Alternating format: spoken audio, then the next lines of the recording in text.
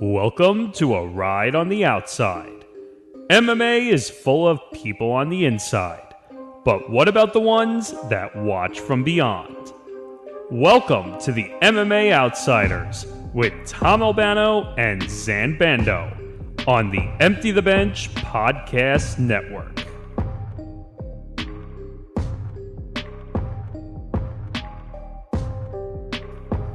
Welcome to episode number 1 of the MMA Outsiders. It is the official start. It is not the introduction. Last week we had the introduction. I'm Tom Albano. That's Zain Bando. Again, I'm Tom Albano, contributor to Fanside MMA. Zain, contributor to BJPen.com. We welcome you all once again to the MMA Outsiders. Welcome. Wow, Zain, we are coming off a pretty hot week for what we thought could have been a very quiet week. Oh, absolutely. If you were to tell me a week ago that the week of August 6th was going to be one of the craziest fight weeks in MMA, I would have called you absolutely insane. But that's literally what happened. Starting on Tuesday night with Dana White's Contender Series, after probably the worst season opener probably in the history of the show, to one of the best episodes ever. Dana White was very complimentary that at his post-fight media scrum, and then all the way to Saturday where we had 10 fights and 10 finishes. None of the fights went the distance, and if you had a 10-leg parlay. No, I was doing a 10. I was doing 10. 10 out of 10. Yeah, 10 out of 10. If you just had a 10-leg parlay of every fight not to go the distance, you would have been very, very rich.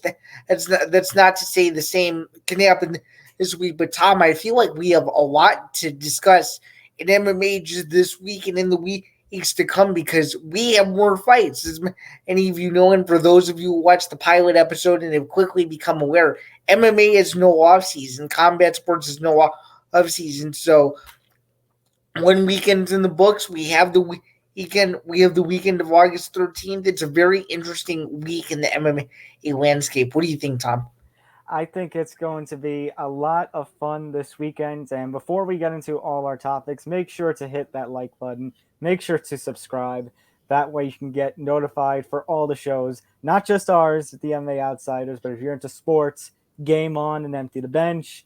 If you're into pop culture, you got Beyond the Bench and so much more. So make sure to subscribe and hit that like button. It is always a great benefit. And make sure, and big thank you to our sponsor, NAC, who always sponsors the shows on the network. I'm going to say make sure that you watch all the MMA this weekend, because you're going to have the opportunity to. You got Bellator on Friday night. You have, I think it's CFFC on Friday night as well. Yeah, and that's really, and that's really your only conflict, because PFL, since they're over in across the pond in the UK, they're going to be on first, and then they're going to essentially be a lead into the UFC card. Yeah, I you can correct me if I'm wrong on this, but I don't remember the PFL being a lead into a UFC event ever. This has to be a first. Unless I believe it is. Unless we're totally forgetting a PFL event that happened several years ago that I forgot about. But yeah, this is a very unique week in mixed martial arts, just in terms of the way the schedule is laid out. Another early start time for the UFC this weekend. And to be quite honest with you, I like these early starts with a lot of the fight nights. The fights end earlier. The pacing is really good. There's a lot less fluff, in my opinion. And I think it's going to be a really big combat sports weekend for ESPN. Absolutely. Definitely. I can't wait. Before we get there, though, we have our big 3 things, our big 3 news stories from this past week. It's actually kind of 5 this week, but this first one is going to be a double. So we're talking about this weekend, but UFC already planning for near end of the year stuff, more specifically the Madison Square Garden card. So it appears that we have our main event, Israel Adesanya, confirming on a recent appearance on SportsCenter. He will defend the UFC middleweight championship against Alex Pereira and the main event of UFC 281.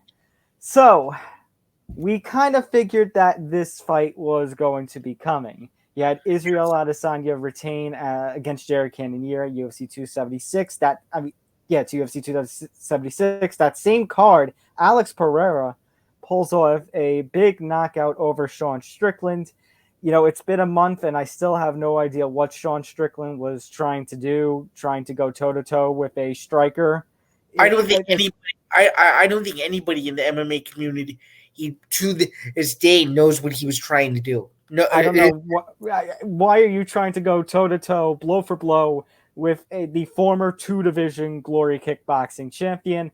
I will have no idea, especially when Strickland has the grappling capabilities. But you know what? This is exactly what the UFC wanted. Now, it does seem a little weird, especially more if you're a casual and you don't necessarily watch, the Glory Kickboxing and you're not familiar with Pereira, and you say Pereira's only had one UFC bout or so.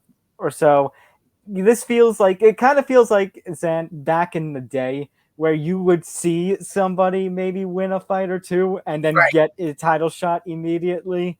And the UFC wasn't exactly that big. It was more Pride and everywhere else you would go to. Right. There are several. Right. There are several examples of fighters getting 2 fights in a title shot. Probably the most famous example was Brock Lesnar when he first signed with the UFC in 2008. I mean, it was literally he lost to Frank Mir, beat Heath Herring, and then they were like, "Yeah, let's give this former WWE superstar a title shot." I really do think, though, from a business perspective, this is a genius move by the UFC because they realize that based on their past kickboxing history, that there's a little bit of bad blood, and I think Dana and company are realizing too that Israel Adesanya's last few title defenses have really been quite lackluster, unfortunately. And they were around some pretty major pay-per-view cards, and I just feel like they see something in Pereira that a lot of people don't, and they think that this fight's going to be super exciting. And you know what? I can't blame them for it. I really do think it has the makings of being an all-time classic. I could even go as far to say that this feels like one of the biggest UFC middleweight title fights in probably several years. You'd have to go back to, when Anderson Silva was fighting Chris Weidman. I know that it might sound like a stretch, but I really do think, I'm not saying he's going to win. I'm just saying that Pereira does have a chance to give Israel Adesanya problems that I don't think he's seen yet. I agree, because that's the thing. You may not know Alex Pereira if you're just watching casually, but Alex Pereira, like I said, former 2-division Glory champion, won the Glory middleweight title, the interim light heavyweight title, and has 2 victories over Israel Adesanya in kickboxing. They met in 2016 where Pereira won by decision. The next year, I think it's specifically 11 months later, Pereira lays out Adesanya with a brutal knockout. Adesanya has to be stretchered out of the ring. And after that, Adesanya made a full transition into mixed martial arts. So we've seen Pereira's power. We've seen his striking. We know he can beat Israel Adesanya from a kickboxing standpoint. Now, because Sean Strickland was not exactly thinking, we don't exactly know what Alex Pereira can do if Izzy decides to use any grappling there. And and we also don't know what Pereira can do from the top position himself. So it's it's almost like Pereira's. I mean, I don't want to. I mean, if you want, we can do an early prediction, but I just feel like if Pereira can't get Israel Adesanya to the ground, which is likely going to be very hard to do. His only way of winning that fight is likely going to be using his brutal kickboxing to try to knock him out. And as you know, and as I know, and as a lot of other people know, Adesanya is a very difficult fighter to hit. So it's gonna be interesting to see what game plan he comes up with, because I really do feel like there are more ways for Adesanya to win this fight than Pereira, and it's going to be interesting to see also just with how quickly the UFC has moved him to a title shot. If he loses, does his stock rise or fall? That's that's gonna be a real big question. I think a lot more people know who Pereira is now because he knocked out Sean Strickland. But let's just hypothetically say here that Alex Pereira, wins a lackluster decision. I don't think the fans, pundits, and media, and frankly us on this network would be talking about him in such a high regard. Right. And yet what's funny is kind of like what you mentioned before. I think he arguably could be the toughest test to Izzy because, number one, he has that brutal knockout of him and has beat him twice in kickboxing. And number two, Izzy has kind of walked through, like, I know you talk about that it's a lackluster performances, but also at the same right, he's kind of also walked through a lot of his title defenses. He walked through Whitaker to win the championship. Him versus Yoel Romero. Romero didn't put up any sort of fight. He easily knocked out Paulo Costa, who may or may not have been on the wine during that fight. Whitaker gave a little bit of a test, but it was still a clear Adesanya fight. Right. And then you got Cannon. Oh, Marvin Vettori, Cannonier. They were kind of nothing fights, but it was still easy Adesanya.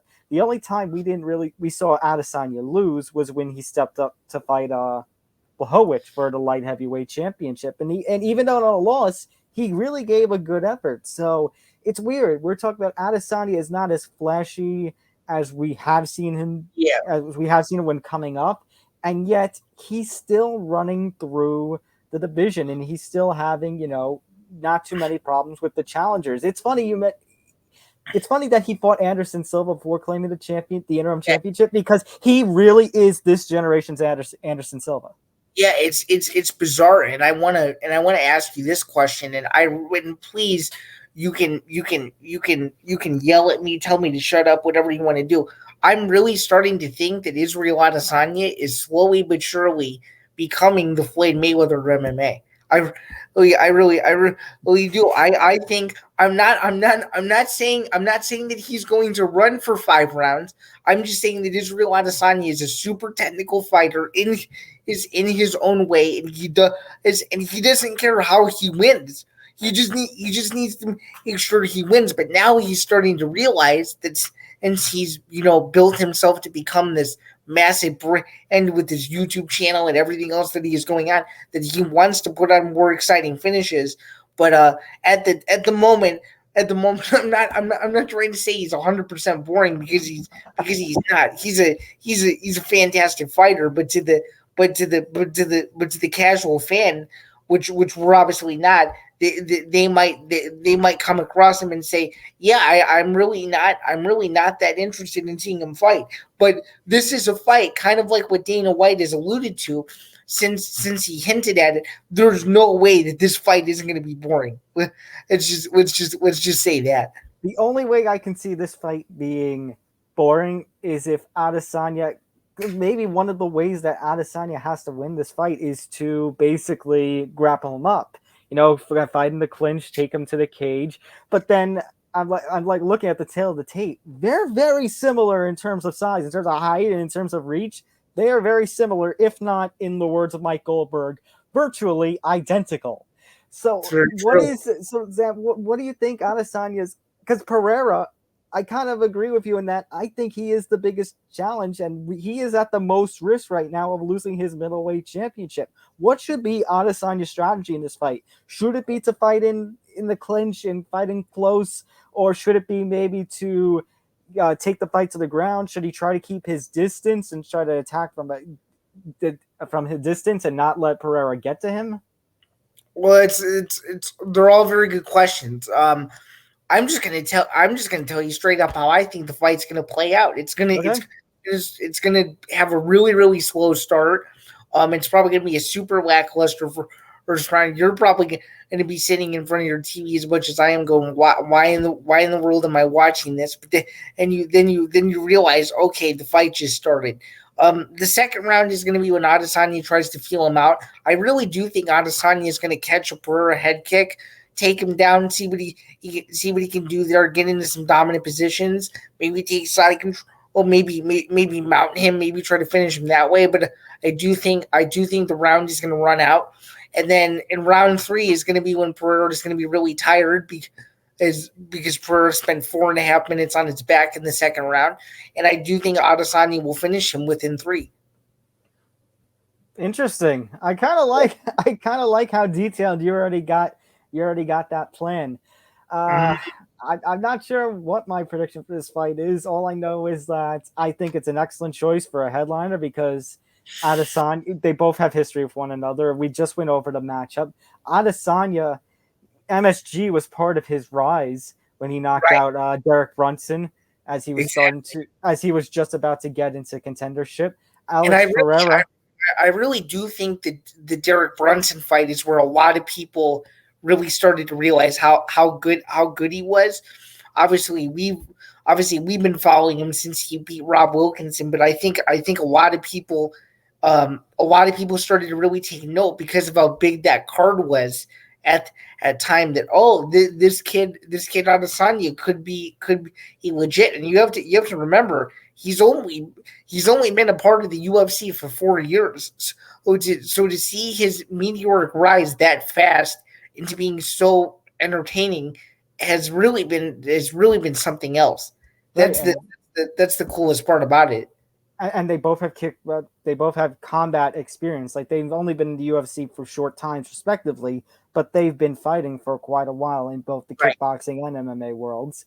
As I was going to say, Israel Adesanya has MSG experience. Now he's going to be the headliner. Alex Pereira, he was part of big glory cards whenever they would go to the Hulu Theater, and now he gets to go to the main stage at MSG. So this one, incredibly interesting, but we should not be remiss because we also have reportedly being finalized another huge matchup, one at lightweight, Dustin Poirier versus Michael Chandler. This one has all the makings of a firefight. This one has all the makings of quite possibly an instant classic, kind of a fight of the year contender, probably, because you think back to last year, Chandler at MSG taking on Justin Gaethje. Absolutely. And, the only thing this fight is missing is one of two things. Either a BMF title attached to it or an interim UFC lightweight title attached to it, because that's how big this fight feels. And I would be remiss to say that I do think before the UFC finalizes this bout, I really do think, and you can agree or disagree, I really do think the UFC would consider making this a 5-rounder because I really and truly wholeheartedly believe that both guys deserve it. Both guys have fought for the title before. Poirier is the former interim champion. Chandler had his unbelievable run in Bellator. He's been one of the most exciting fighters in the UFC since joining the promotion. And it's obviously a really big, massive fight. There's a lot of bad blood between the two, and I really do think whoever wins this fight, rightfully so, is going to be next in the line for whoever the winner of Oliveira and Makhachev is. And I really do think that this fight is definitely, or at least in my opinion, a number one contender fight. And I really do think that I would hate to see either guy lose just because of how supremely talented both of them are. And I really do think, Michael Chandler at MSG, this is obviously back-to-back years of him doing it. I really do think he's gonna light that crowd up. That's for sure.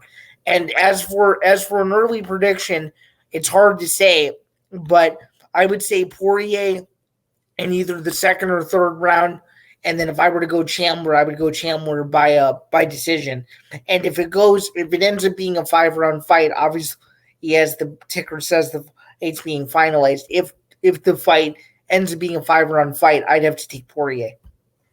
I so badly want this to be a 5-round fight, Zain. I so badly want it, but I really don't know if it's going to be because I just got the feeling, it's MSG. They got to put a second or even a third. Maybe I don't know if I would go third because they've got the Abu Dhabi card, and I don't know what they have planned for what I assume would be a December pay-per-view card in Las Vegas. So they're going to have at least another championship fight. So I don't know if they're going to be willing to go for another 5-rounder. I want it to be, though.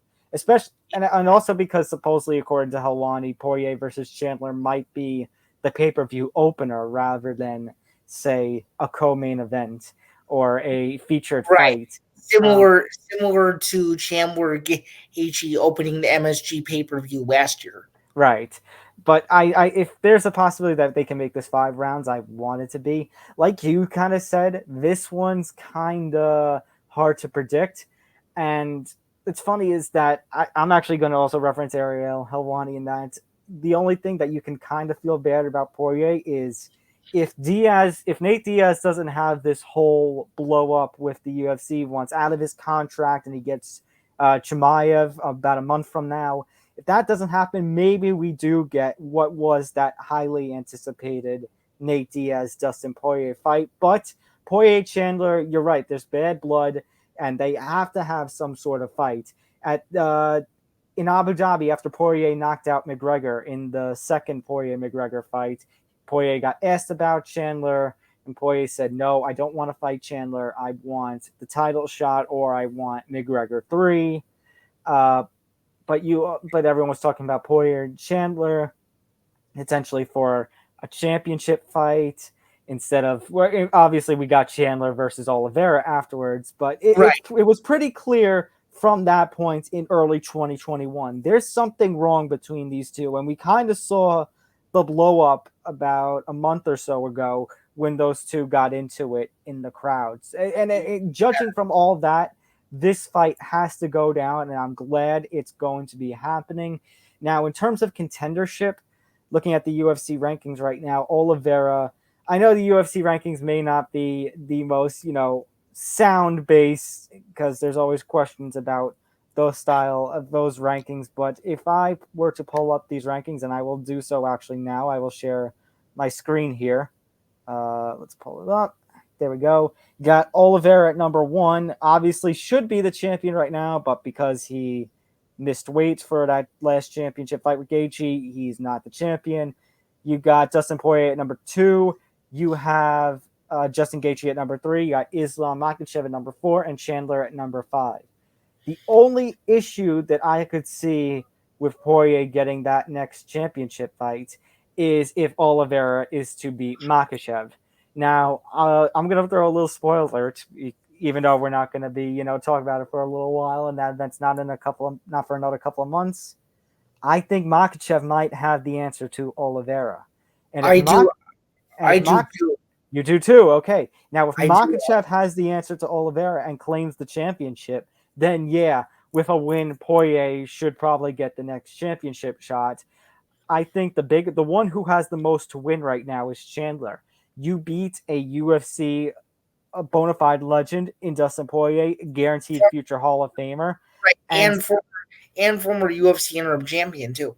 Correct. And since you have that, I know Chandler fought Oliveira, but Chandler nearly ended Oliveira in that opening round when they had their fight for the vacant championship.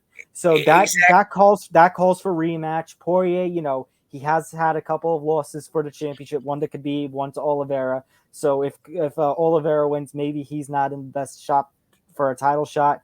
But Chandler Oliveira too, obviously that's going to be an enticing fight. Chandler Makhachev, that could also be an enticing fight. So Chandler has the most to gain here.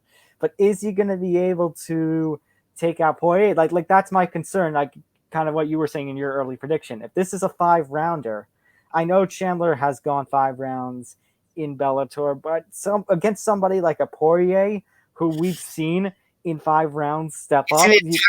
You're talking about a totally different style, a totally different era of Bellator, or back when he was fighting 5 rounds.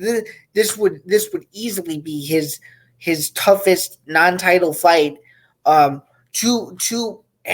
be 5 rounds if it doesn't end up being that. But again, like we keep alluding to, I think if you're Dustin Poirier, best case scenario for you is you beat Michael Chandler and you can avoid Charles Oliveira if he loses. I think if you're Chandler, however, though, I think if he beats Dustin Poirier, I think that Michael Chandler would want his second crack at Charles Oliveira because because he probably thought he was well on his way to winning that fight.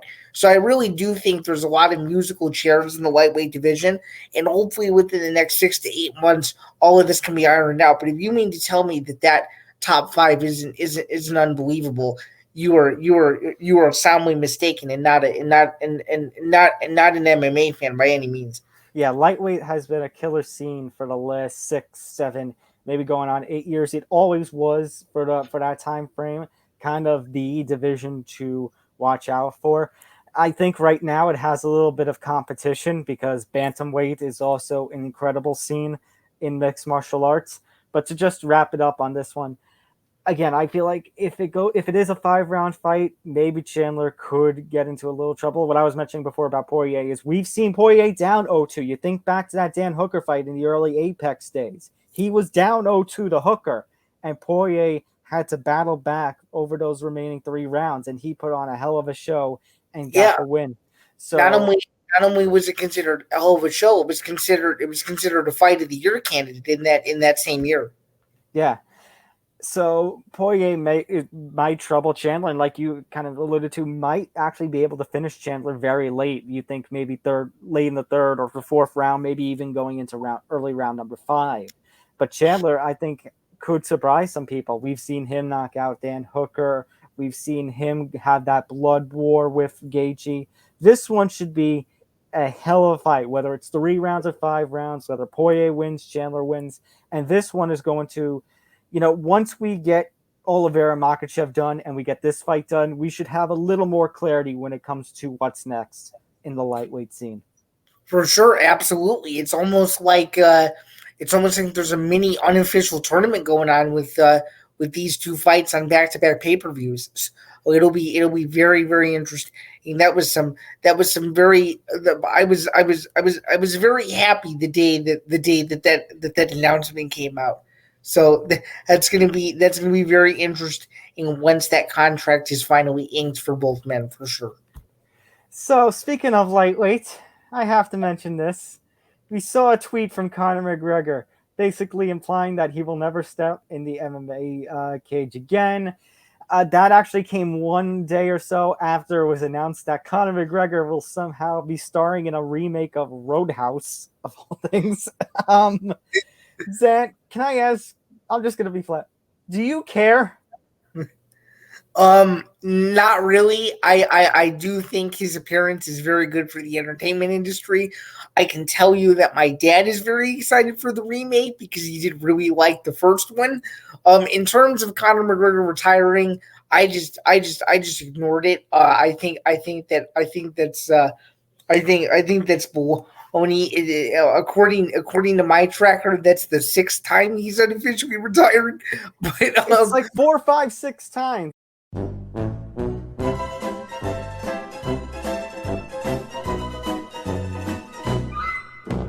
Let's see. Yeah, there was 2016 when he no-showed that press conference for the Diaz rematch.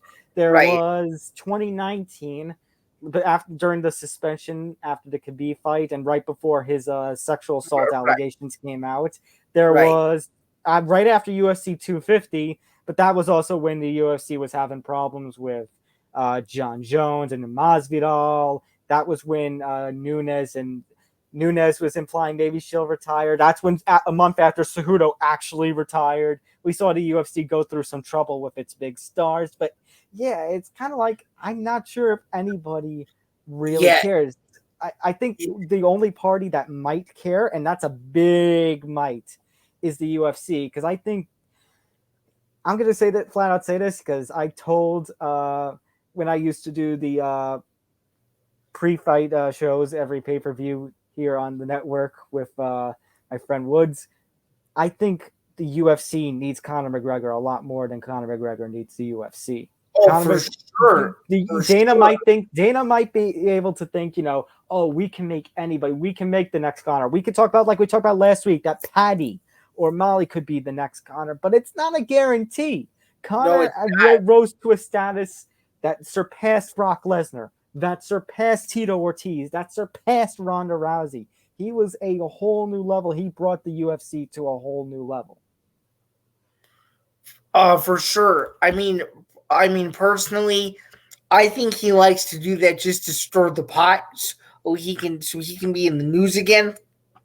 But I know it's crazy, but I actually believe Dana when he says that Conor McGregor is going to come back in early 2023. Because if you think about it, when is the last time since UFC 264 that a single UFC fight has captivated the entire world? It literally is only when he's fighting. So I really do think that you won't have to wait for Conor McGregor that much longer. And to be quite honest with you, he could probably lose his next 5 fights and people would still care. You have to remember, he hasn't won a meaningful fight since November of 2016, and people still care.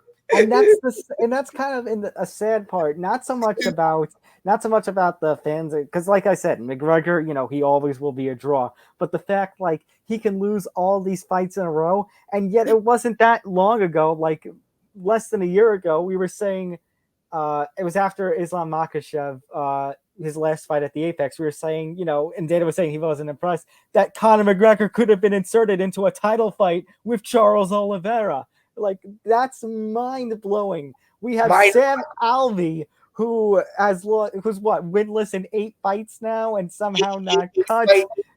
8 fights in a row. Yeah, people have been cut for less.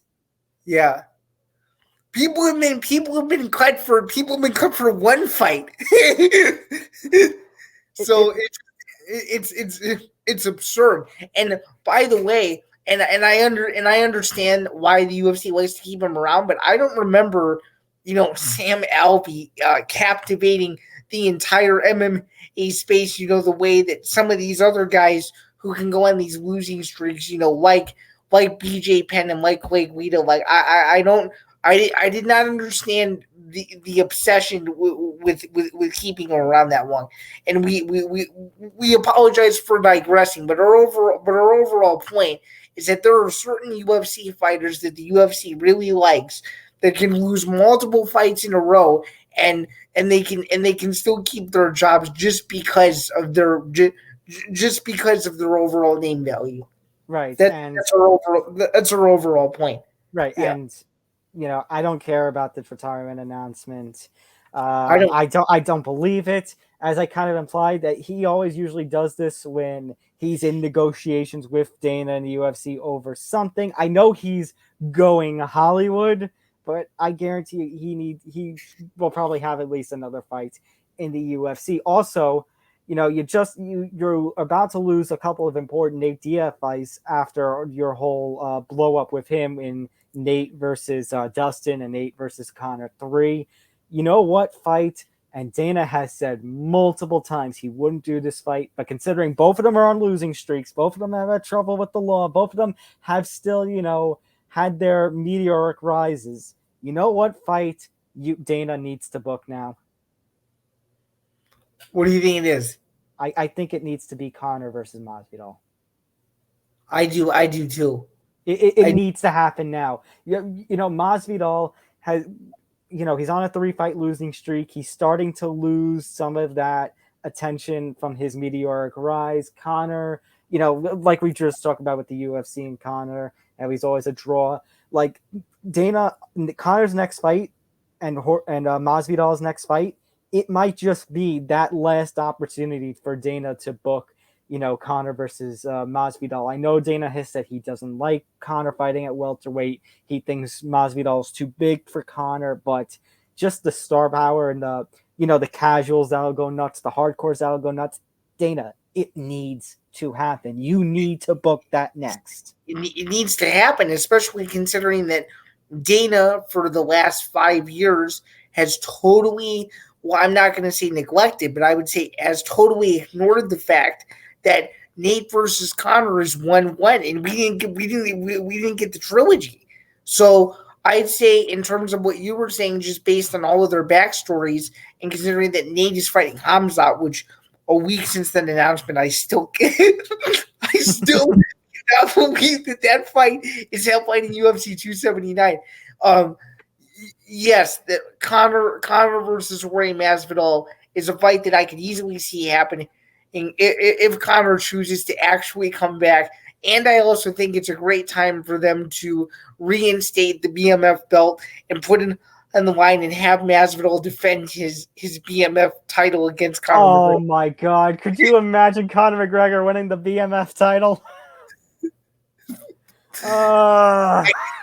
I could easily see them doing the BMF title just for that fight alone. I could see it. I could see it happen.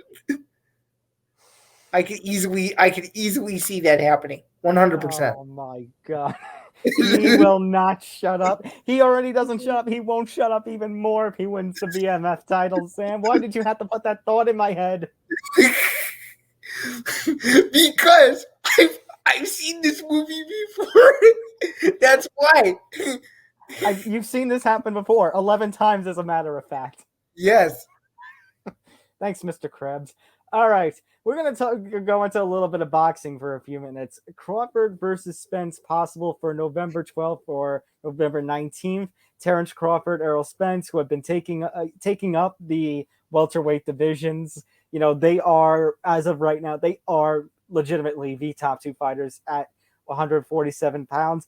So let me get this straight. There is a chance that we could have the MSG card for UFC and Crawford versus Spence on the same night. Have we not learned from what happened 3 years ago when we had 244, that BMF card, and Canelo against Sergey Kovalev on the same night? Have we not learned from that photo of Canelo napping in his locker room as the BMF fight is going on, that freaking Golden Boy put it on their, the big screens they put on the BMF title fight? Well, I mean, I think this is becoming old hat, because I'm going to counter that and say, then what about all of those times that some fan in the crowd has caught Dana watching Canelo fights during his own event? And I guarantee you, if Crawford versus Spence happens, you could have Israel Adesanya, Alex Pereira squaring off in the octagon, and then someone's going to catch Dana like at an octagon side, and on his little phone or tablet, whatever the screen is, he's going to have Crawford versus Spence on. Yeah, I have a feeling that this fight is going to be November 19th. And the reason why I feel that way is because, as many of you who maybe are watching the show for the first time and are MMA fans or a long time MMA fan, know very well that Dana White is a boxing purist. So I really do feel like that both parties could potentially, because of how much power they do have, will do everything in their power to make sure that one way or another Dana White sees that, because I can guarantee you he admitted to FightHype.com last Thursday that he didn't really know who Crawford or Spence were. I don't buy that for a second. He wants to be there. He wants to see that. I don't see how. I guess it would be an ESPN Plus and Fox PBC fight.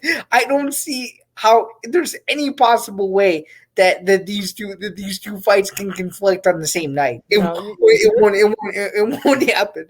And you're telling me the man who tried to implement Zuffa boxing doesn't know who Crawford or Spence are? Get out of here, Dana. It's absurd.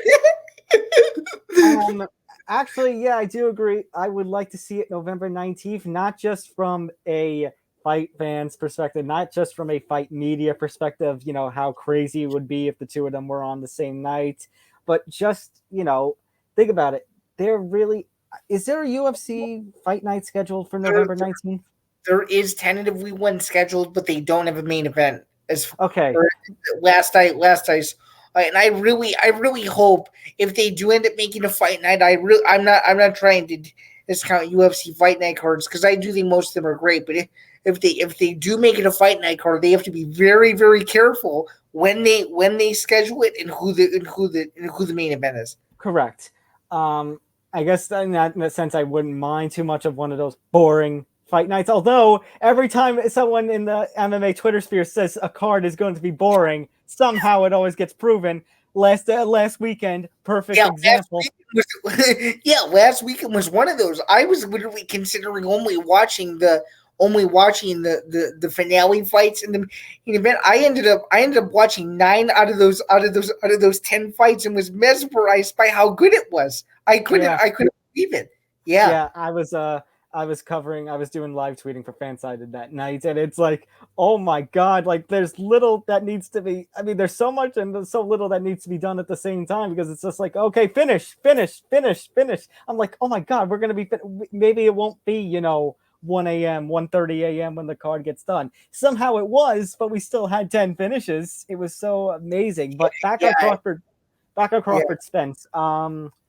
The reason I was bringing that up was because I know traditionally, like before the MSG shows, the UFC did like that pre-Thanksgiving week card. But now that we have the MSG shows, it's always in that first or second weekend of November. So at Crawford Spence, to have the MSG 1 week and then the weekend before Thanksgiving to have Crawford Spence, that's nice. Yeah, I'm trying to think. The last non-UFC MSG November show was UFC 193 in Melbourne, Australia. Yeah, and that was the Holm versus Rousey fight, which was a big fight in itself. Exactly, but it had nothing to compete against from what I recall. So that was it. Well, this is going to be very interesting in terms of the fight itself. I just have to ask. I don't remember being this excited for a big time boxing match in several years. This is a fight that I've waited to see for at least 2 years, and me being Illinois, me being from Illinois, me being from the Midwest, it's hard for me not to side with Terence Crawford. But both fighters are just absolutely fantastic, and it should provide for an absolutely electric fight between the two best welterweights in boxing at this very second, in my opinion. This is also one of those fights where you could easily see, Crawford Spence 1 or Crawford Spence 2, depending on how Crawford Spence 1 plays out. I could even see this being a trilogy just with how evenly matched both guys are, and just with how similar their resumes to this point have actually been. And by the way, this might actually be the biggest fight in the history of the top-ranked ESPN era. That's not a Tyson Fury Deontay Wilder fight. What do you think of that opinion? I kind of agree from a non-heavyweight perspective. I think this probably is, because we've had Canelo, but Canelo, again, he's number one, he's the zone. And number two, the times that we've seen Canelo, it's always been, him jumping up a weight class or him versus somebody, maybe not exactly considered in his class. Crawford and Spence, it is undisputed. We had a number of welterweights that we could have picked. Like, actually, it's funny. The welterweight scene to boxing is the lightweight scene to MMA. It is probably the most diverse. It is the most, talented, rich in depth, from Spence to Crawford, Manny Pacquiao, Danny Garcia, Ugas. Like that. Yeah, it's very, very loaded. And it seems like time and time again. Sorry, Zain, but time and time again, we've had these big fights, and now it's like, okay, now we're down to two. Now we're down to these two. One of these two is the undisputed best at this weight class, which is why we need this fight to happen. Yeah, I wanted to make a slight correction. I actually do think this might be a ESPN Showtime simulcast card. Could you see that? Could you see that being the case? I could see it. They've done it before. They did it for Fury versus Wilder. They've done the simulcast. Like, they could do that for this kind of fight. I think Crawford and Spence have that power.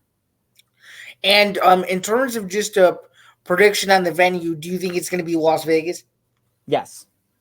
I especially if it's November 12th. If it's November 12th, then you got to do Vegas, when the hometown boys of and girls of the UFC are going to be over at the Garden.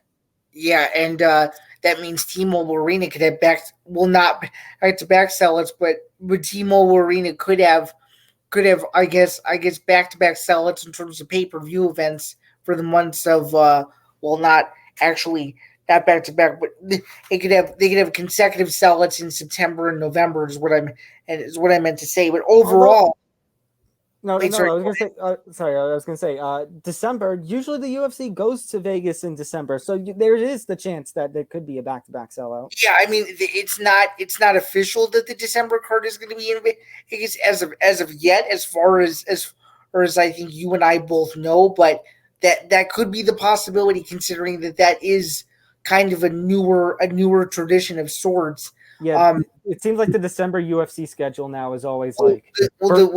The last December UFC pay-per-view that wasn't in Vegas was 245.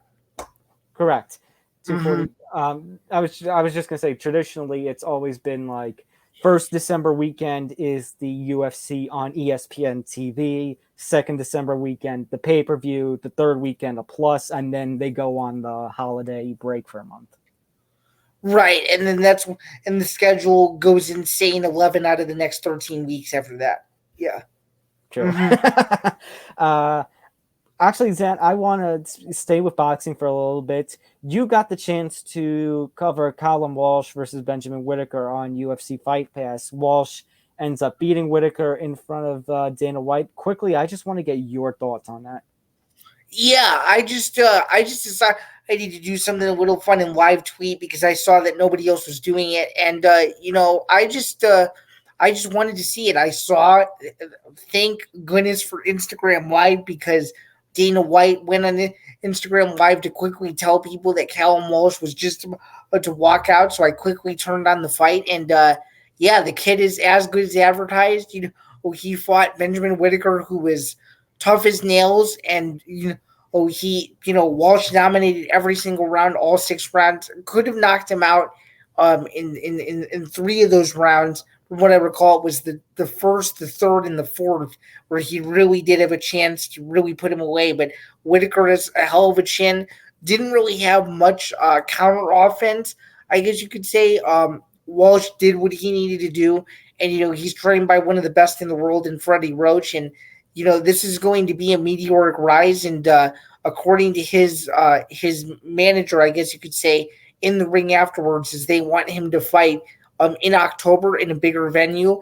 And I gotta say, I don't watch UFC Fight Pass very often, but if they can keep him going on Fight Pass, I think Fight Pass is going to be routine viewing for some smaller shows. They obviously have the LFA and CFFC, as we said, but I think Fight Pass venturing into the world of boxing is going to be really interesting, and especially with all of the hype that the UFC has around this kid who's only 21 years old. And I might add, he also said at media availability in May, I don't know if you saw this, but in his media availability in Phoenix, he said that he had over 120 amateur fights. So this kid's super experienced for being 21 years old, and I really do think that if they can, that if his team can work him up the right way, that he's going to be a superstar. He's even said on the record that he wants to be, boxing's version of Conor McGregor in Ireland, and I really do think that he has that. And I'd say the only reason why I found out who he was 2 reasons. Kevin, I always call him about him, and Dana White just continuing to promote the heck out of that Hollywood Fight Nights card. And apparently, I didn't even see it, but apparently the undercard was awesome. So there's an added bonus there, and UFC Fight Pass is making a really nice investment in this kid, and I really enjoyed watching that fight. He looked great. He won 60-54 on all 3 judges' scorecards too. Definitely. I mean, if there's somebody who knows how to do promotion, you would expect it to be Dana. So hopefully there's great things for this young man, Callum Walsh, in the future, especially if they continue to, pump him out. Like that shot 120 amateur fights, and he's 21 years old. And I have to ask, and I know Dana is really steering away from it, but like, is this a tease? Like, I know he keeps saying like, "Oh, Zuffa boxing is never going to happen. I can never fix it." Does Dana have his guy, in your opinion, to hopefully start something? Could this happen? Maybe, but I think the problem you're going to run into, Zain, is Dana wants to promote Zuffa boxing like MMA, in terms of the pay structure and the payouts and everything, which, he has been trying to avoid, when they talk about the Muhammad Ali Act in DC about trying to get it into MMA, he doesn't want that to happen because, the structures in terms of the payouts and stuff between boxing and UFC are too, different. And I don't know if any boxers are going to want to do the UFC business style as compared to their own. That's very true.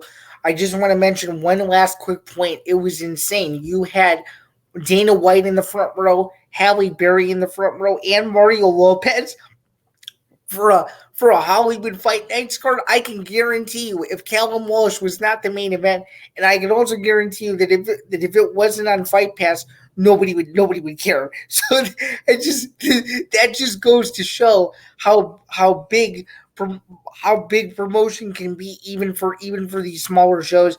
And you know what? You got to tip your cap to him, because apparently that fight was sold out as of 2 days before the fight. So it was a big deal, and it was a great way to kick off what ended up being a really electric weekend of combat, which we're going to get into in just a couple of seconds. But yeah, I really did enjoy covering that, and I look forward to seeing more of Walsh in the future, for sure. For sure. All right, let's get into it. 10 fights, 10 finishes. UFC Vegas 59 was a quiet, it was quiet. Some people thought it was going to be boring. It is a event of the year contender. It's event of the year contender. It was, and I was looking at the card the day of, and as I was making my picks, for those of you who follow me on Instagram, I post my UFC picks to my Instagram story every week. And for those of you who follow me on Twitter, I also share them as well. I try to be consistent of doing it every week. Sometimes I don't get to it, but I finished with an 8-2 record on predictions. It was easily one of the best bounce back weeks I've ever had after going 7-6 on UFC 277.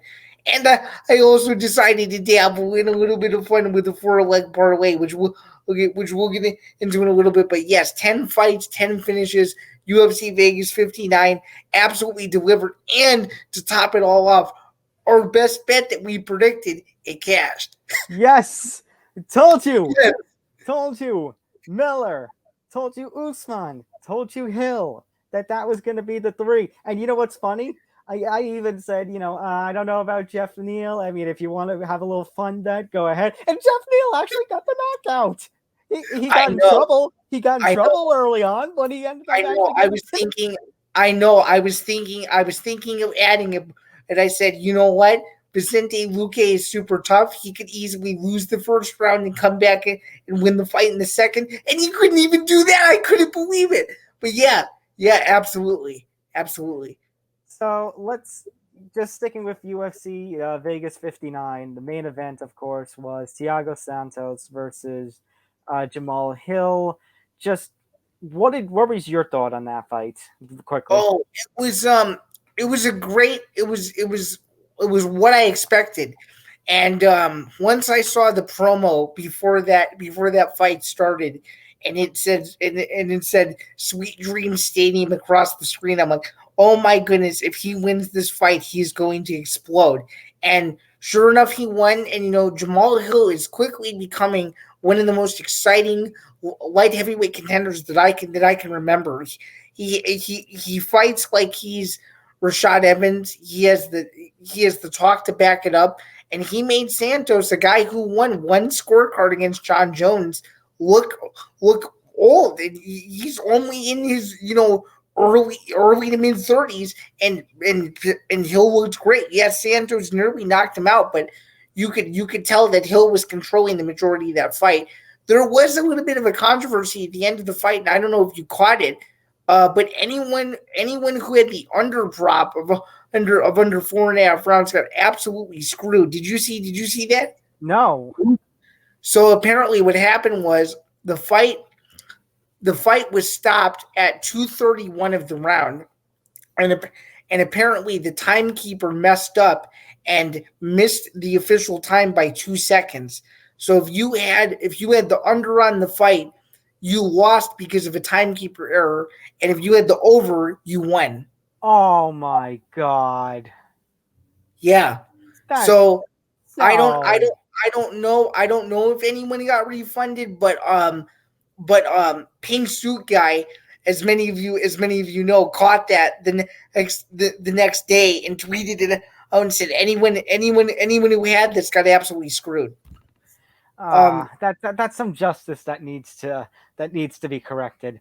But I do agree with what you're saying about Hill. Like, I actually said last week that a win here, we did say, was going to be Hill's biggest win. This is without a doubt Hill's biggest win. This, without a doubt, now puts him, alongside the likes of Deary and Glover and Jan at that, towards the upper echelon of the light heavyweight title picture. Santos kind of, I was thinking, okay, at one point I was thinking, okay, maybe Santos is going to try and trouble him. We saw Santos take Hill down multiple times in that fight, but then we didn't really see Santos make much of it. We saw Hill trying to strike even when Santos was going for the takedowns, against the cage. He had the resistance to not be taken down. Hill quickly got up a couple of times. You saw him continue to strike, and it kind of wore Santos out, kind of like you were saying. Like, it made him look really old. That by that fourth round, once Hill rocked him, it was pretty much game over from there. Because Santos, it's just like his body just waved the white flag. Yeah, absolutely. Just a quick slight correction. The prop that people got screwed on was under 3.5 rounds in Santos versus Hill. So if you were one of those, you got absolutely screwed. But I wanted to stay on that similar wavelength before going back to what you said, and I wanted to share my screen because I divvied this up like 12 minutes before the main card started, and I just knew. I knew the second that Terence McKinney knocked out Errol Gonzalez that it's had a really good chance of cashing. So what I'm going to do is I'm going to share with you my winning ticket from the Barstool Sportsbook that I had. It was a 4-leg parlay on UFC Vegas 59, and I'm actually really proud of this. So give me this. I can hear. I'm actually quite excited to share my because this made me super happy. In the meantime, while you're getting that up, tough. We kind of predicted what we predicted. Speaking of your ticket, Usman and Miller ending up getting the victories. I thought Miller's fight was going to end the streak. Like, it was getting close. I thought it was going to end the finish streak, but she got it with about a minute to spare. And Usman, I mean, what can I say? I think he's got the power that his brother has. I agree. Did you expect anything less than what occurred in that fight?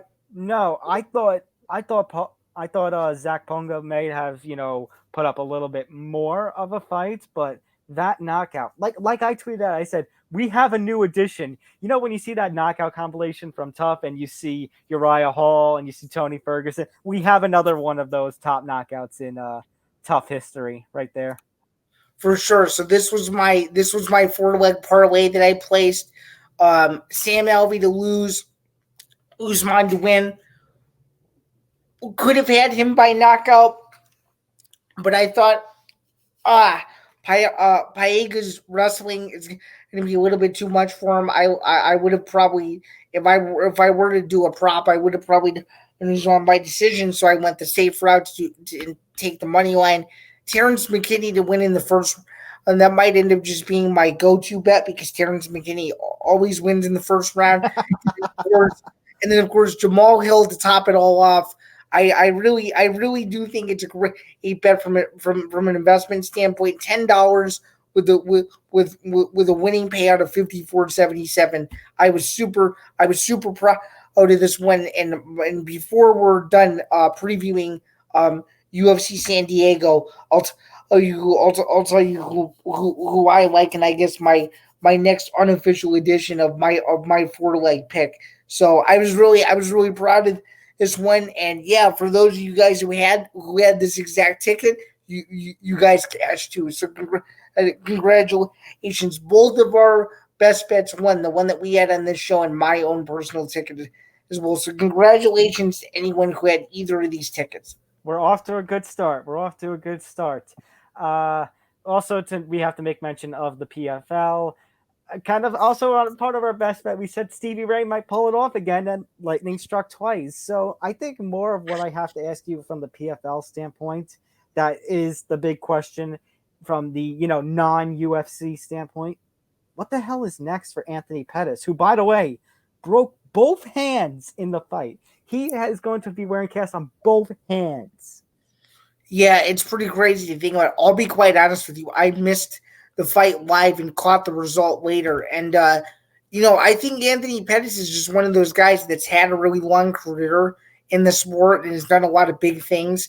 It's without a doubt the biggest win of Stevie Ray's career. I do think, Pettis potentially needs to consider hanging it up just because he's been fairly inconsistent since leaving the UFC. And I know that the PFL more than likely invested a lot of money in his success. And I just really don't think that this project of Pettis, compared to maybe, let's say, Kayla Harrison, for example, has really worked out for the promotion. And, I know they like him as a big name guy, but I really do think if you're Peter Murray and co, you might want to consider moving on from him. But, it went exactly how I thought it was going to go, minus the injury. So, that's unfortunate. I will admit, though, I am excited about the potential of Stevie Ray. He's slain Anthony Pettis twice, and now he's going to get Olivier Aubin-Mercier. I think that's going to be a pretty exciting lightweight final for the PFL. As far as Pettis goes, I could see the PFL maybe giving him another shot just for the sake of star power, just for the sake of having him around, especially when they're going to, you've been hearing about these weird PFL changes that they're going to, they're going to have pay-per-views. They're still going to have the season stuff. For the sake of star power, maybe they'll keep Pettis around. But I am with you that maybe it should be time for Pettis to hang it up. Yeah, just a side note, I really don't think, and I'm not trying to take a dig at the PFL, but I really don't think that their pay-per-view venture, similar to what Bellator tried to do, unless they do things that Bellator didn't do, I really don't think the PFL pay-per-view venture is going to work. What do you think? I think for me it's not. You think of Bellator and they've only done a couple of pay-per-views. I feel like PFL might end up in the same venture, not for a lack of trying, but just nobody has been able to captivate the pay-per-view market on the MMA perspective like the UFC has. I know there's been Pride. I know there's been that what was it? What was the whole crossover from like 2007 that Brock Lesnar made his MMA debut? The card I'm talking. It was the what is that called? The Shockwave or M1 or something like that. It was It was like Strike Force K1 crossover or something like that. Yeah, and then also you have to look back on the times that the WEC did one pay-per-view. Affliction did a couple before they shut down. But yeah, you're right. Nobody has done marketing for pay-per-view like the UFC can. The UFC has a dominant grasp on that pay-per-view market, kind of like how, from the professional wrestling standpoint, the WWE has that kind of grasp. In terms, and I think for me, it's also just, I kind of like the pacing that the PFL has brought on with this regular season playoffs and championship format. It's different. It's unique. I don't want, the risk that they lose some of this uniqueness. Like, I know their prelim postlims are always on ESPN Plus, but they get attention. They are, on ESPN when they've got nothing else going on, no football, no UFC, anything like that. Like, I'm afraid that they're going to lose what makes them unique is what I'm saying. A slight counter argument to that. I just don't think the post-lim thing works. I really think it's just, It's just I Phil. remember being so I'm not, so thrown off a couple of months ago when Bellator brought them back. I'm like, wait, what? yeah, I've just never really been a fan. I think there needs to be, a true conclusion, and I just really feel like sometimes when you do post clims, I really do think it takes that energy away. You want to be done after the main event in terms of both covering, in terms of both being a fan. Sometimes maybe it's nice, like a couple of times I've when I've done Bellator, when you're finishing up those wrap up kind of articles, maybe it is kind of nice to see some of these prospects, get their shot. But I think, I don't know, I guess maybe we're on the same wavelength that we would rather a long prelim card rather than a prelim, a main card, and a postlim. Right, exactly. Mm-hmm.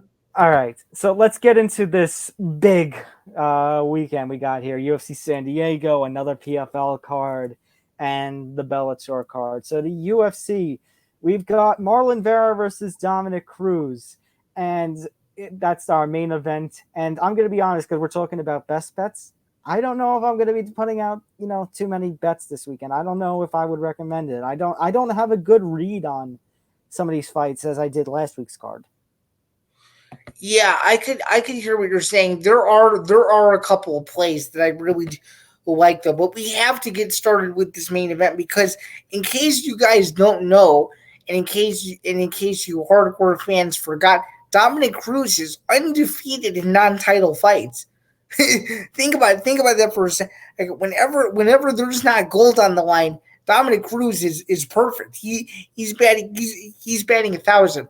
My question for you, Thomas, can Dominic Cruz do it again? And in the main event in San Diego, Marlon Vera is no easy fight by any means. He's fought, the likes of Jose Aldo and Sean O'Malley, but I just, looking at the tail of the tape here, it seems like this fight is almost tailor made for Dominic Cruz to go in there and win impressively. What do you think? I know, you're right. And by the way, Barstool Sportsbook, which you showed your ticket before, lists Marlon Vera as a minus 230 favorite, Dominic Cruz plus 180 as an underdog, which, if you're willing to take a chance on Cruz, that's actually not bad. That's one that maybe you want to put a little sprinkle on. I would do that. But in terms of the only bet I could see that seems logical is the over for 1.5, 2.5, or 3.5. That's really all I could really safely see happening. I really don't like a money line pick on. It's just because of how evenly matched they are, and just because of how much experience they have. And speaking of the experience, you have Dominic Cruz, his experience as a former champion. The fact that it's really hard to put away Cruz. It's not every day where you see somebody, like Henry Cejudo put away put away Dominic Cruz. And Marlon Vera, has had some great performances. Hey, injury or not, he's the one in Sean O'Malley's record. Sean O'Malley likes to stick his fingers in his ear and go, I didn't lose. No, you lost. You have a loss to Chito Vera. He's fought Jose Aldo, although Aldo was a very experienced fighter. People thinking, on the downturn, and Aldo had his way with him. Maybe Cruz is going to have that same success. True, and I mean Aldo is far from done. I mean he's fighting Murad Donishvili now. And Aldo is still very much in line in that division as well. It's a great just overall look at the top 5 of how many guys have either fought for a title in that conversation or have been a former champion, and Cruz not only was one of them, but Cruz was the inaugural champion in the weight class. In the UFC coming over from the WEC. How about a fight goes the distance prop? I feel like this one will go the distance. I think both of them are too tough to put away. Yeah, I think both of them are too tough to put away. And if you think about most of Cruz's wins are by a close decision as it is, and I really could see that. I think it'll either if Vera wins, it's going to be by some sort of finish. But I do think if Cruz does want to get the job done and does want to extend his non-title fight streak to 19 fights, which is absurd, then yeah, he'll I think he has a good chance to win that fight by decision. Another prop that I could see happening is actually the Devin Clark fight against Mazakhanov not going the distance. That's what I like. What do you think? Obviously, in terms of Devin Clark's last 5 fights, he's 3-2. Amzat is a perfect 5-0 in his last 5. What do you think? What do you think of this? What do you think of this fight? I think I don't think that's a bad bet at all. Devin Clark, by the way, a plus 132 on the Barstool Sportsbook. Amzad is a minus 165, and this one, I could see. I mean, Devin Clark definitely has the experience, but Asmat has the momentum on his side. So this is one of those. Again, I'm not exactly sure. I was listening to James Lynch before, who's actually appeared on the Empty the Bench Network before. I believe he said he was going with Clark on experience, but this one, a fight not going the distance. We've seen Devin Clark with the finishes. I think that's a good one. I'm gonna pick a different fight. Actually, I think Meerschaert versus Silva is one that you might want to watch out for, especially if you're going to be betting in favor of Bruno Silva getting a finish. Gerald Meerschaert, we've seen, can be slow to start. You think back to Khamzat Chimaev knocking him out in just over 10 seconds. You think about how slow, slow starts. He very grapple focused. Whenever he wins, the finish seems to be a guillotine choke. And I think Bruno Silva has the grappling and striking capabilities to put away Meerschaert and get around Meerschaert's grappling. Not only that, there's been recent success of Dana White looking for the fight in Dana White Contender Series alumni, and it's obvious that Bruno Silva has been one of them. Without a doubt, Gerald Meerschaert is easily the most experienced fighter that Silva has ever fought. So that'll be very interesting. What do you like here in terms of the Bruno Silva side on a bet? All right, so I'm gonna look at the. Before we get there, I'm going to look at let's see, Bruno Silva is a minus 295. Gerald Meerschaert is a plus 255. That both, of course, is coming from Barstool. I want to see if I can find a thing for their prop bets, because I don't know if I want to do a money line bet with those odds. I don't see any props on there. But I believe that these odds from Tapology are courtesy of DraftKings, right? They might be. I believe you're right. No, all I was going to say is if there's a way that you can get some money on Bruno Silva going for a finish, that's one I like. Bruno Silva with a finish. Fight does not go the distance. Mm-hmm. So yeah, that's another fight that's very interesting. I really do think that this is one of those cards where if you're a hardcore fan and you study each fighter, people could end up making a lot of money this weekend, as well as the weekend before. I saw one crazy ticket. It was for like $2.50, and it was an 8-legger, and it paid out like a crap ton. So, jeez, it could easily happen again. Yeah. But like the rest of the cards, like I said, a lot of these fights I don't have a good read on, like Onama Landwehr, Nunes Cavillo, Osborne Nam, Angela Hill, Lupita Godinez. That one's more. I like that fight. I like that fight to go the distance. What do you think? Lupita versus Angela? Yeah, I do. Yes, I don't know if I would pick a winner, but I could see that fight going the distance. And because I'm going to steal a joke from James Lynch. There are 3 guarantees in life: death, taxes, and Angela Hill losing a close decision. Because it always happens. But there is one money line pick that I really do like, okay. and it's Yusuf Salal. I really who think I really do think that this is the weekend that he could potentially score a highlight reel knockout. I really do. Against Damon Blackshear. I do. All right, you look at that fight. I do. I think he's gonna get back to 500 in his last 6 this weekend, or has a good chance. So I really do think that Blackshear's hype is just a little bit too much, in my opinion. So I don't know. I'm looking at the Barstool book.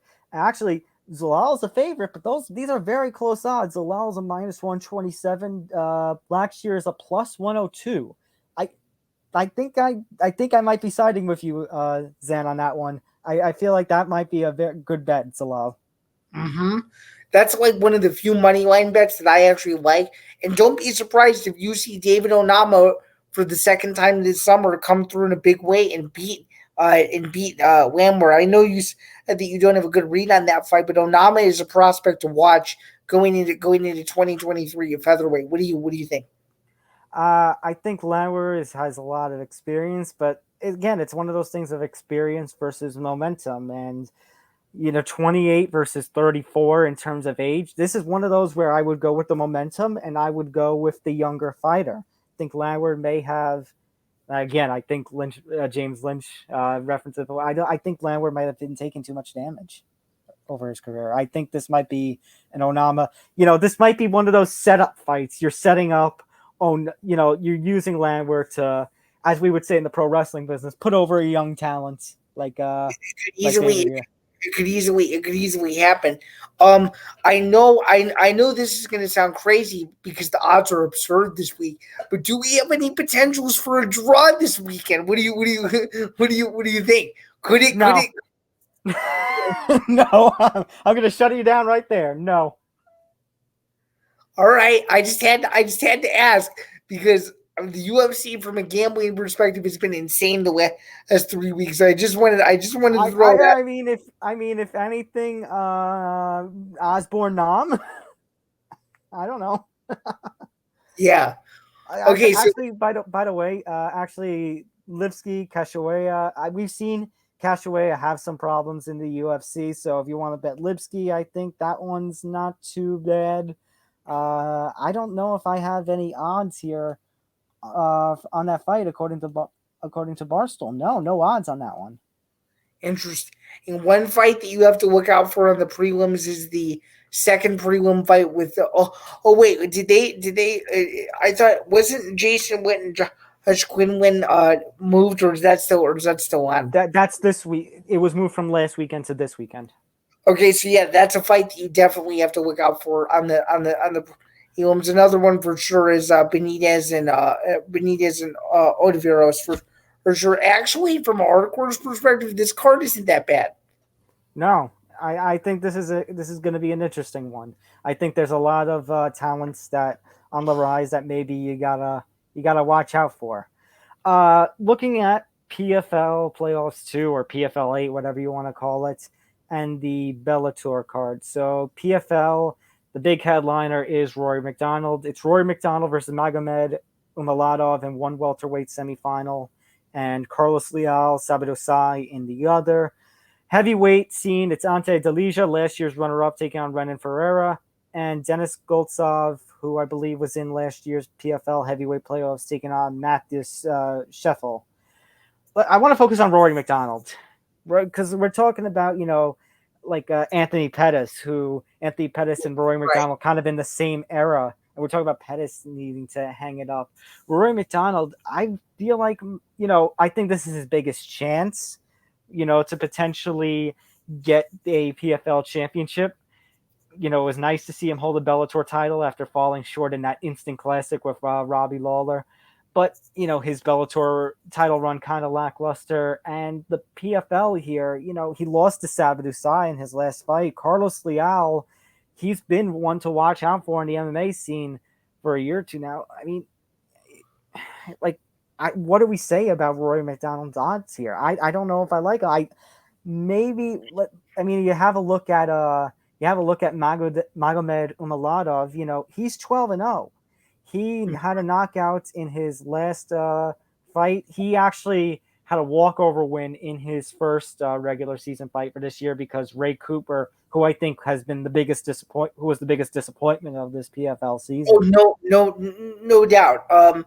Yeah, I mean, I think for sure, this kid stepping up to fight Rory McDonald, it's a big fight. It's without a doubt the biggest name he's ever fought, and if he wins that fight, he's going to set himself up looking ahead towards that $1 million prize.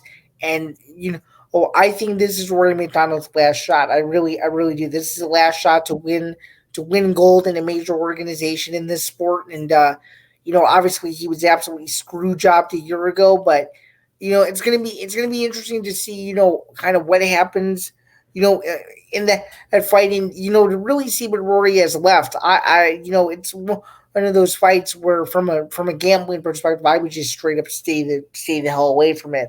But yeah, I mean that fight's going to be good, and then the Dennis Guzman fight. He's always a fantastic and entertaining fighter. He's at some of the PFL's probably best fights since the playoff iteration began, and I'm excited to see what he can do again. And that's what makes for a packed weekend of MMA. And not to mention, of course, and we're going to get into it in a second, we have Bellator to kick off the weekend as well on Showtime. So again, it's going to be a packed weekend in MMA, and I really do think the PFL playoffs for week 2 could potentially surpass what we saw last weekend as well. So yeah, that's my perspective on the PFL, and I really do think that this could be Rory McDonald's last chance. I agree, because I think if he gets past Magomed, I don't know if he gets past Sabadusai. Again, like I mentioned, Sabadusai beat him last time.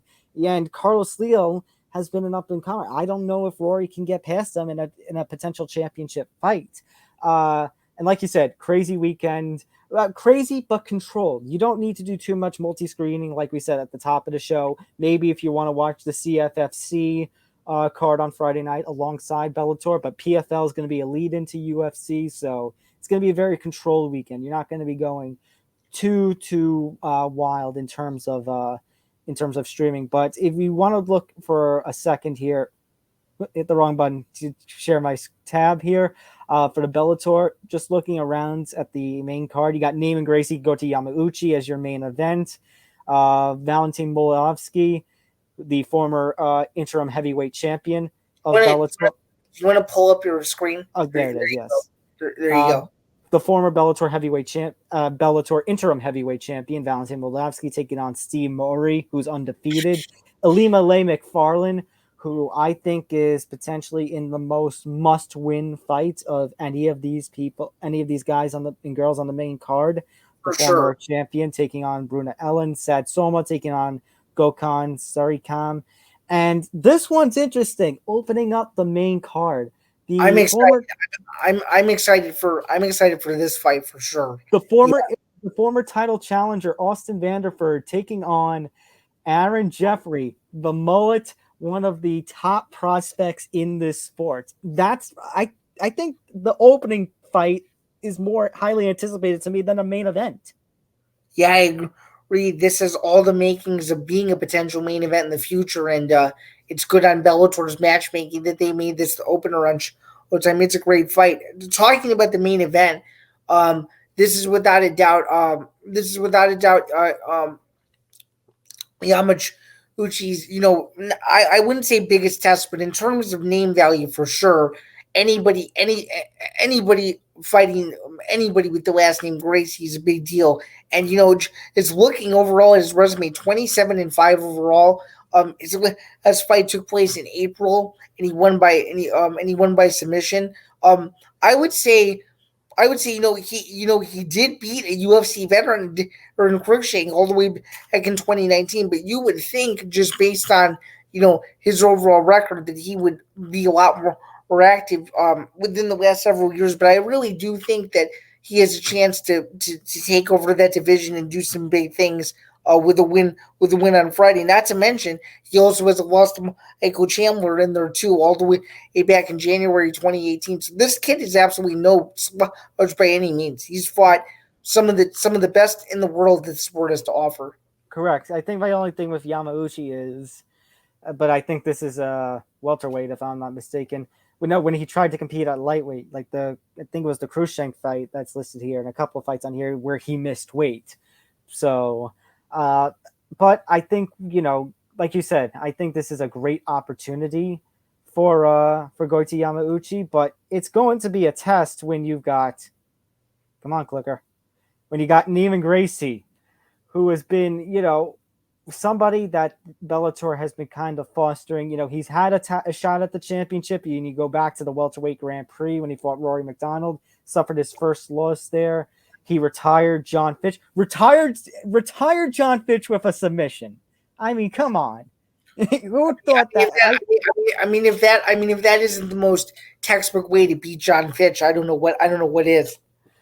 Lost to Jason Jackson, lost to Logan Storley. So, Neiman Gracie is great in terms of, his talent, but when he takes on somebody, like a top contender, the champ, or another up-and-comer like a Jason Jackson, we've seen him fall short. So Goiti is going to be a test for Neiman as well in terms of can he, solidify himself and stay within that top frame at the welterweight scene.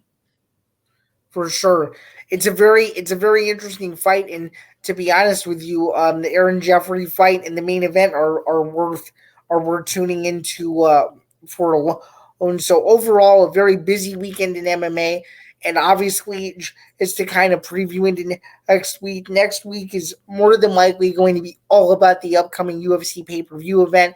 It's UFC 278, headlined by the highly anticipated rematch between Kamaru Usman and Leon Edwards from Salt Lake City. I'm excited to really dive deeper into that.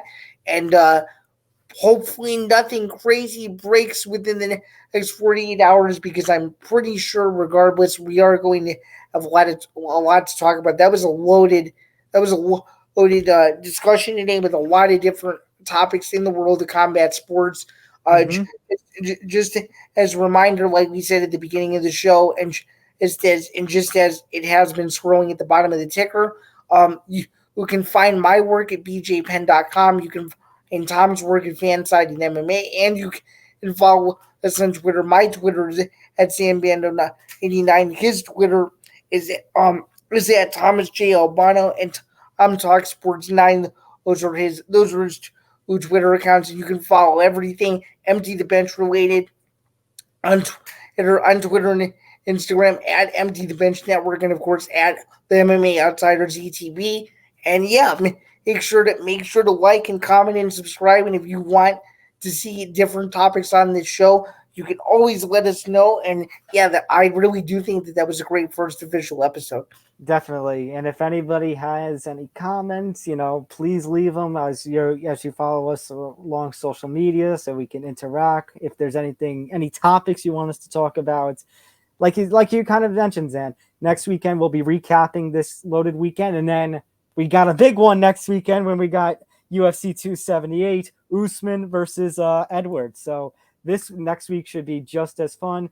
Thank you all for tuning into this edition of the MMA Outsiders.